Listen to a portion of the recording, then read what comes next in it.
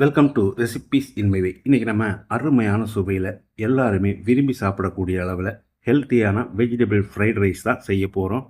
ரொம்ப சுலபமாக வீட்லேயே இதை எப்படி செய்கிறது, இதுக்கு தேவையான பொருட்கள் என்ன பார்க்கலாம் வாங்க. வானலியில் 2 டேபிள் ஸ்பூன் எண்ணெய் ஊற்றிக்கலாம். 1 டேபிள் ஸ்பூன் பட்டர், இது ஆப்ஷனல் தான். 2 டேபிள் ஸ்பூன் அளவுக்கு முந்திரி, 5 பல் பூண்டு பொடியாக நறுக்கினது. பூண்டு நல்லா வதங்கட்டும். ஒரு 10 செகண்ட் இதை வதக்கிடலாம். மீடியம் சைஸில் ஒரு பெரிய வெங்காயத்தை நீல வாக்கில் நறுக்கி வச்சுருக்கேன், இதை போட்டுக்கலாம். 3 பச்சை மிளகாய் பொடியாக நறுக்கினது. வெங்காயத்தை கண்ணாடி பதத்துக்கு வதக்கினா மட்டும் போதும். வெங்காயம் இந்த அளவுக்கு வதங்கினது போதும். மீடியம் சைஸில் ஒரு கேரட்டு நீல வாக்கில் நறுக்கினது. அதே அளவுக்கு முட்டைக்கோஸ், 6 பீன்ஸ் நீல வாக்கில் நறுக்கினது.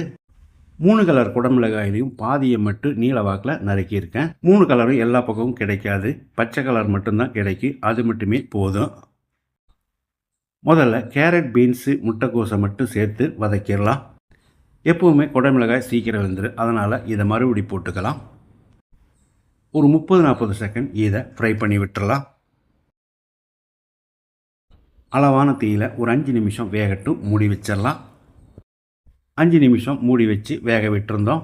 இது பாதி அளவுக்கு வெந்திருக்கு. இப்போ குடமிளகாயை சேர்த்துடலாம். வேக வச்ச மக்காச்சோளம் கொஞ்சம் இருந்தது, நான் அதையும் சேர்த்துருக்கேன், இது ஆப்ஷனல் தான். 1 நிமிஷம் இது எல்லாத்தையும் நல்லா ஃப்ரை பண்ணிக்கலாம்.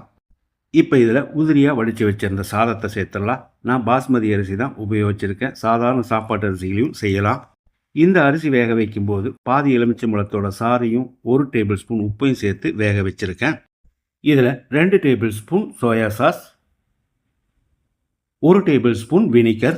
ஏற்கனவே உப்பு சேர்த்து வேக வச்சுருக்கிறதால நான் ஒரு 1/2 டீஸ்பூன் அளவு மட்டும் உப்பு சேர்த்துக்கிறேன். நீங்கள் ஒரு 1.5 டீஸ்பூன் சேர்க்கணும். கடைகளில் அஜினோமோட்டோ சேர்ப்பாங்க, நம்ம 1 டீஸ்பூன் சர்க்கரை சேர்த்துக்கலாம்.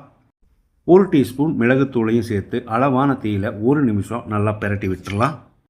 இதில் நீங்கள் விருப்பப்பட்டால் red chilli sauce, green chilli sauce சேர்த்துக்கோங்க. இல்லைன்னா என்ன மாதிரி சாப்பிடும்போது கூட வச்சு சாப்பிட்டுக்கோங்க. 1 நிமிஷம் நல்லா பிரட்டி விட்டு பொடியாக நறுக்கின மல்லி இலையை போட்டு கலந்து விட்டு இறக்கிடலாம். உங்களுக்கு வெங்காயத்தாள் கிடைச்சதுன்னா அதையும் நறுக்கி சேர்த்துக்கோங்க. அருமையான சுவையில் நான் செஞ்சுருக்கிற இந்த வெஜிடபிள் ஃப்ரைட் ரைஸை இதே மாதிரி இதே அளவுகளோடு நீங்கள் செய்து பாருங்கள். இந்த வீடியோ பிடிச்சிருந்தால் லைக் பண்ணுங்கள், கமெண்ட் பண்ணுங்கள், ஷேர் பண்ணுங்கள். சப்ஸ்கிரைப் பண்ணாதவங்க சப்ஸ்கிரைப் பண்ணுங்கள். மறக்காமல் பெல் பட்டனை கிளிக் பண்ணுங்கள்.